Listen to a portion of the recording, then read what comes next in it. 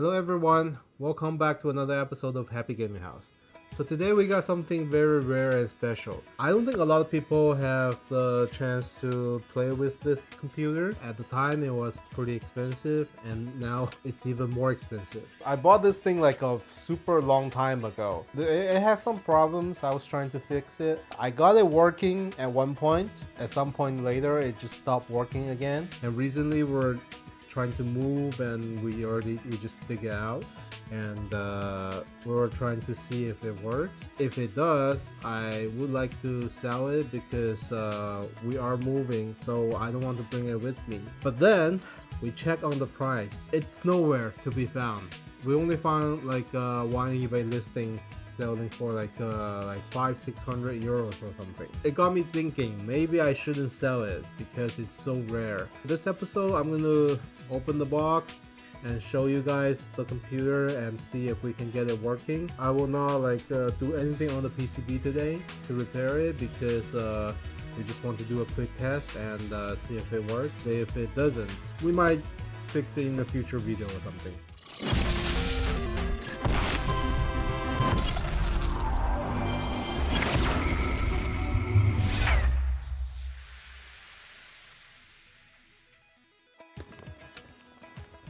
Oh, as you can see, we got a fully boxed Amiga 1200. So when I bought this, I know this is kind of rare. I don't know, I didn't know it was this rare because at the time you can still find like 10-20 listings. Yes, the price is a little high even back then, but not as high as right now.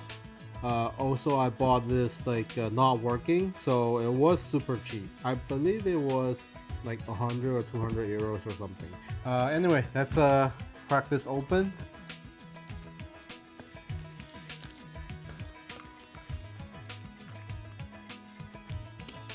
Opens pretty funny. You know, you have to open the side like that, and then you lift it open over here. So let's see. So what do we have here? The power brick. It's like a huge power brick over here. Output 5 volts 3 amp, 12 volts 500 milliamp, and minus 12 volts 100 milliamp. You know, these kind of old power supplies, if some of the fuse is shorted, it can send a 240 volts straight into the computer. So this is for protecting it. You just plug this thing into the power supply and this end to the computer. So even if the power supply is shorted inside, it will not send a big current or big voltage into our actual computer, right? So this is the original mouse, and I believe this is the Amiga 600 mouse. Well, we will have to see if the computer works. If it does, we'll show you guys about this. It's probably gonna be another video. We got booklets of instruction manuals. I believe this is for the operating system. This is the user's guide for the actual computer. And this is the floppy disk I was talking about. I'm 100% sure that the drive in this thing is not working. Oh, okay. Just some accessories. For example, we got the cable, another cable, IDE adapter thing. Yeah, nothing fancy in here.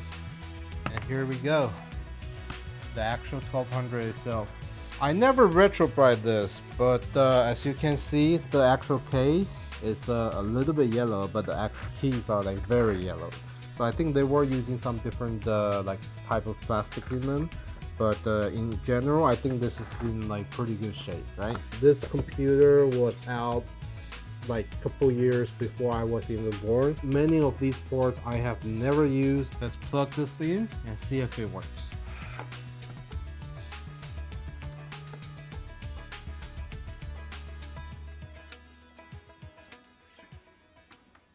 Okay, so the TV is on.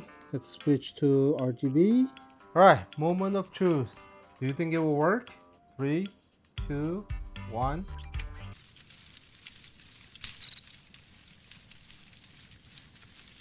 So the power light is on. That's a good thing.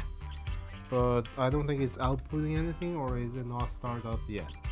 So I do have a floppy emulator over here. So we just have to plug in the USB drive. I hope it works. I think it's trying to read something. So by the way, the sound is just the floppy emulator making sound to emulate the sound of disk reading. So normally even it's actually working. Is it? No? Yes? No? Yeah, I saw the desktop. That was the like the workbench desktop. So yeah, I think that was the problem that I had. Like it actually turns on and go into a desktop and then it just shut off by itself. I already changed all the capacitors on this board and I don't have like any more knowledge on how to fix it. I'm gonna send it to a professional to see if they can get this working, and if they do, I will be back with another video. I guess for this video, this is it. It's not gonna be like a history lesson for this one because I didn't grow up with this. I got this out of like curiosity. Alright, so that's it for this video. 又出来一下，然后马上就会没。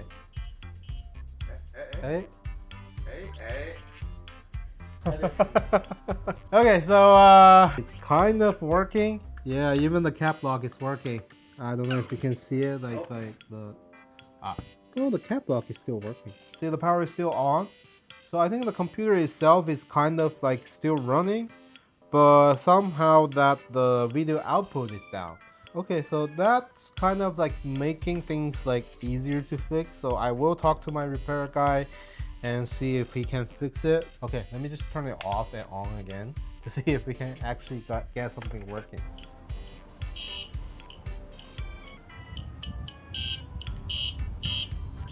Same as the first time we attempt to do this, right? It's like it just flashed and it's just gone. Yeah, the cap lock is still turning on and off, right? So that means the operating system is still there, it's still running. So I think it's the video chip or something. Yeah, like I said, I'm gonna send it off to repair. If the guy can repair it, I will show you guys this computer later.